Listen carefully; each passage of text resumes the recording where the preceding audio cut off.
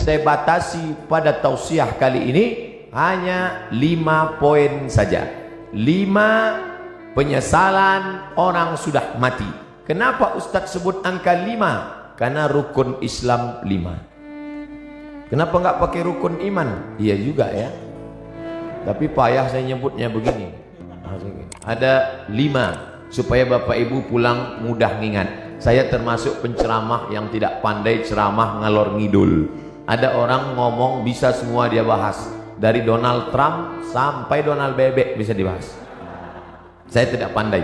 Yang pertama, orang mati menyesal karena tidak bersedekah. Yang kedua, lau kunna nasma'u, andai kami mau mendengar, au naqilu, kami mau berpikir, kami tidak akan menjadi penghuni neraka sa'ir. Ada neraka jahanam, ada neraka sakar, ada satu khusus neraka namanya neraka sa'ir, dan itu ditempati hanya orang-orang spesialis tidak mau mendengar pengajian. Dan masyarakat Bandung sudah selamat dari neraka sa'ir ini insyaallah. Ibu-ibu membawa anaknya di atas panas terik dari mulai jam 1 tadi. Kenapa cepat betul datang? Salah baca pengumuman. Dia berdoa kepada Allah, ya Allah, turunkanlah awan. Akhirnya awan mendung datang, hampir saja hujan. Yang satu meminta awan, wa dhallalna alaihimul ghamama, kami naungi mereka dengan awan ketika hujan akan turun. Yang satu lagi berdoa, ya Allah, cukup awan saja, jangan turunkan hujan. Maka keluarlah kalimat, mendung tak berarti hujan. Di luar sana mereka tenang, di dalam ini malah kepanasan. Saya merasakan panas luar biasa tadi, tapi begitu naik ke mimbar ini, berkat doa Bapak Ibu terasa hawa sejuk datang menghampiri sujud. Rupanya kipas hidup di belakang. Bapak Ibu yang dimuliakan Allah Subhanahu wa taala, lau kunna nasma'u, andai kami mau mendengar, au naqilu, kami mau berpikir, maka tak mungkin kami masuk dalam neraka sa'ir. Betul kata Pak Kang Aher, bahwa yang ada di depan saya ini orang yang sudah mau mendengar semua. Mereka mau datang ini kan karena mendengar Samsung, mendengar Sony, mendengar Panasonic, mendengar Nokia. Ada satu yang orang kita mendengar Oppo. Tapi di luar sana masih banyak orang yang tidak mau mendengar. Ustadz Abdul Somad tidak pernah mengajak orang ke jalan Allah, karena yang ada di hadapannya ini memang sudah berada di jalan Allah. Tapi di luar sana masih ada yang tidak di jalan Allah. Memang tidak. Kenapa? Mereka di jalan Jenderal Sudirman. Mereka belum di jalan Allah. Mereka masih berkutat dengan narkoba, dengan zina, dengan lem kambing, dengan pacaran, dengan seks bebas, mencari kenikmatan di night club, apa namanya, tripping, apa namanya, dugem, apa itu, duduk sambil gemetar. Siapa yang menceramahi mereka di dalam? Ada hamba-hamba Allah, gayanya tidak seperti ustadz, dia tidak pakai sorban, dia tidak pakai peci, dia biasa saja. Tapi dia masuk ke night club, dia masuk ke diskotik, dia duduk, yang lain minum mabuk, dia minum air putih. Ketika ada orang bertanya, Mas, enggak mabuk? Sudah bosan mabuk. Saya sudah tobat. Ngapain kemari? Saya mau menceramahi penghuni-penghuni neraka jahanam ini. Tapi orang tidak berani melawan dia. Kenapa? Ototnya tegap. Dan mereka, jadi nanti kalau ada anak muda pergi ke diskotik, tidak semuanya mau buat dosa, tapi ada juga yang mau ceramah. Ustadz kok tahu? Ada sinetronnya. Bapak Ibu yang dimuliakan Allah, siapa yang menyelamatkan mereka? Setelah dia mengajak orang-orang yang berada dalam lembah dosa kegelapan ini taubat ke masjid, sampai di masjid barulah berceramah Abdul Somad. Assalamualaikum warahmatullahi wabarakatuh. Waalaikumsalam. Orang semua melihat, oh, Ustadz Somad ternyata yang membawa hidayah. Bukan, Abdul Somad menceramahi orang. Maka ini tidak disebut majelis dakwah. Ini bukan pertemuan dakwah, tapi ini pertemuan mahabbah, orang-orang yang berkasih sayang karena Allah. Mudah-mudahan kita berkasih sayang karena Allah. Nanti sampai masanya dicari oleh malaikat, ainal muta'abbuna bi jalali, mana orang yang dulu di dunia berkasih sayang karena aku. Mudah-mudahan apapun latar belakang kita, gubernur, kapolresta, kapolda, komandan kodim, komandan, pokoknya komandan lah, kita semuanya berkasih sayang karena Allah subhanahu wa ta'ala. La ilaha illallah, la ilaha illallah, alaiha nahya, dengan itu kita hidup, wa alaiha namutu, dengan itu kita mati, wa biha nub'atsu, dengan itu kita akan dibangkitkan di padang mahsyar. Ya Allah, jadikan akhir kalam kami saat malaikat maut mencabut nyawa kami, yang keluar dari mulut kami nanti la ilaha illallah. Bapak Ibu yang dimuliakan Allah, maka gunakan telinga. Kawan-kawan kita yang belum memakai telinga, maka ajak dia menggunakan telinganya. Kirim video-video, yang punya uang teruslah tambah pulsanya untuk mengirim hak, tapi bukan menebarkan hoax.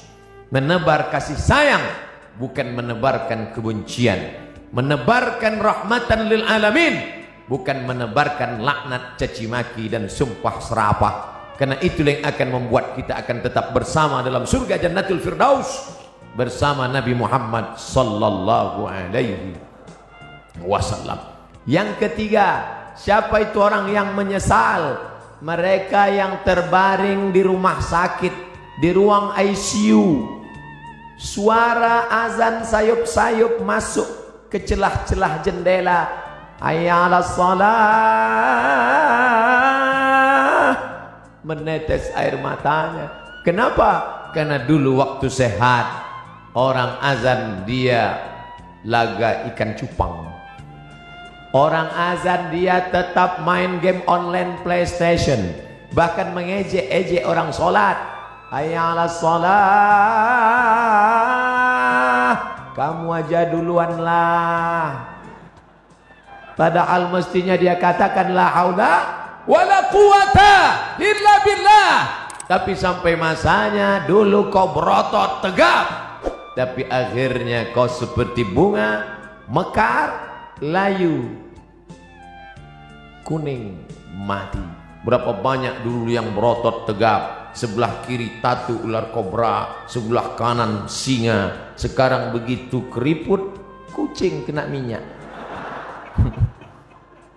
Mana suaramu yang menggelegar dulu? Mana kumis tebalmu dulu? Nanti saya cerita kumis, yang berkumis tersinggung. Mana badanmu yang tegap dulu? Yang tegap tersinggung. Lalu yang mau saya omongin apa? Tidak ada, keperkasaan hilang, tak bermakna. Tapi kalau pernah kau bawa kakimu ke masjid solat berjamaah, wa naktubu ma qaddamu wa asarahum, kami tulis langkah-langkah tapak kaki mereka. Setiap langkah, langkah pertama mengangkat derajat, langkah kedua menghapuskan dosa, langkah ketiga menghapus dosa, langkah keempat mengangkat derajat. Ini orang-orang yang di atas ini kenapa derajatnya naik? Karena mereka berjalan kaki datang ke masjid. Karena jalan kaki itulah terlambat, maka naik ke atas. Kami datang cepat Pak Ustadz. Ya, karena cepatlah bisa masuk ke dalam. Kalau tidak tentu di luar. Tapi Allah tidak lihat itu. Yang dipandang adalah ketulusan, keikhlas kita lillahi ta'ala. Makanya usolli fardal maghribi thalatha raka'atin adaan ma'muman lillahi ta'ala. Nawaitu shawma ghadin an ada'i fardhi syahri ramadhan hadhihi sanati lillahi ta'ala. Labbaik Allahumma labbaik, labbaik la syarika laka labbaik, labbaik Allahumma labbaik. Begitu kalau saya pembimbing hajinya, pembimbing umrahnya, labbaik Allahumma labbaik, labbaik la syarika laka labbaik. Datang pembimbing dari Jawa Barat, Ustadz mah terlalu keras atuh. Mari mikrofonnya. Labbaik Allahumma labbaik, labbaik la syarika laka labbaik. Kamu dari mana? Saya dari Jawa Barat, Ustaz. Oh, pantasan lembut. Innal hamda wan ni'mata lak wal mulka la syarika lak. Jamaah ketidur. Datang saya ambil lagi mikrofon. Labbaik Allahumma labbaik. Jadi nampaklah bahwa kerasnya suara saya bukanlah karena marah, tapi karena mengusir setan. Setan yang sedang menggoda. Datang setan membawa kipas, lalu dia kipas, tenang, tenang, tenang. Itu namanya setan manual. Sekarang setan digital, dibawanya AC. Orang pun tertidur. Itulah mengapa tadi protokol bertakbir berapa kali. Saya sudah ceramah setengah jam, setengah 5, sekarang pas jam 5. Saya dari tadi melihat ke atas. Tolong ibu-ibu jangan suuzon, saya bukan melihat perempuan, melihat jam dinding. Saya sudah ceramah setengah jam belum ada bertakbir. Kenapa? Karena saya melihat jamaah masih lagi menatap. Tapi ketika jamaah sudah mulai menunduk, itu saya bertakbir. Allahu Akbar. Allah, jangankan setan, saya aja ngeri mendengar. Lari mereka semua. Tapi ada orang-orang yang menyesal di akhirat. Kenapa? Bolak-balik teriakan Allahu Akbar, memanggil, tapi dia tidak mau datang. Allahu Akbar, Allahu Akbar. Yang disalahkannya malah imam. Kamu kenapa nggak ke masjid? Imamnya lagunya terlalu slow. Akhirnya datang imam metal. Allahu Akbar, Allahu Akbar. Tetap juga dia tidak datang. Kenapa? Karena memang hanya mencari-cari alasan. Beragama mencari kebenaran, bukan mencari pembenaran. Tapi cerita masalah solat berjamaah di Jawa Barat, mubazir. Cerita masalah solat berjamaah di Bandung, mubazir. Bandung lautan jamaah, ramai, melimpah ruah. Kalau mau lihat istiqomahnya, besok subuh foto gambar masjid masing-masing, like and share. Foto yang hari ini dari atas, dari depan, dari belakang. Besok subuh foto juga. Lalu besok buatkan gambar banding sebelum setelah. Ustadz ini mengkerdilkan kami? Tidak. Ini negerinya para ulama. Banyak ulama-ulama, kiai-kiai, ulama besar datang dari sini. Maka insya Allah kita diberikan istiqomah solat berjamaah ini insya Allah.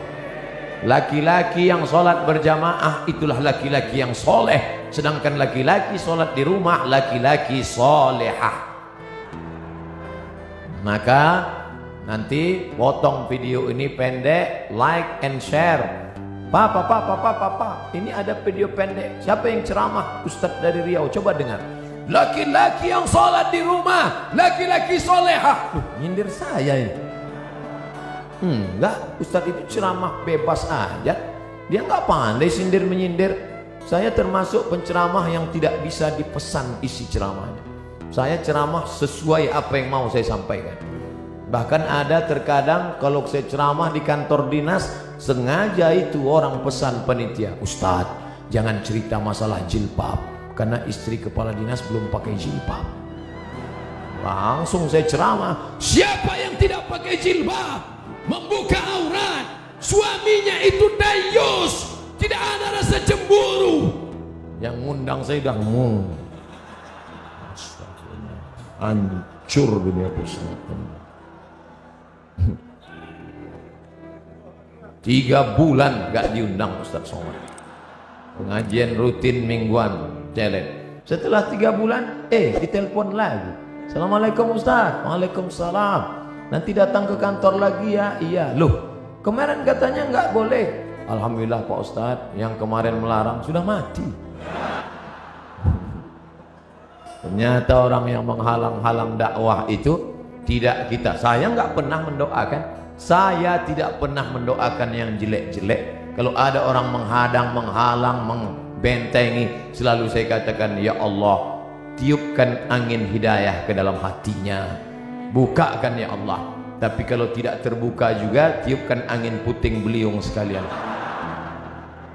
Tidak boleh mendoakan yang jelek-jelek.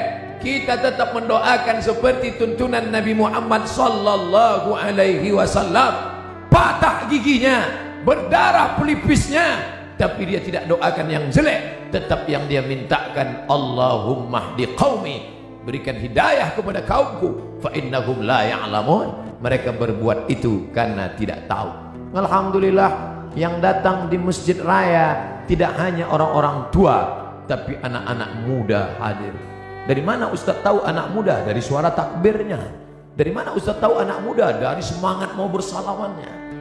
Dari mana Ustaz tahu anak muda? Mereka banyak yang berdiri. Orang tua mana sanggup berdiri? Tunjukkan mereka adalah anak-anak muda.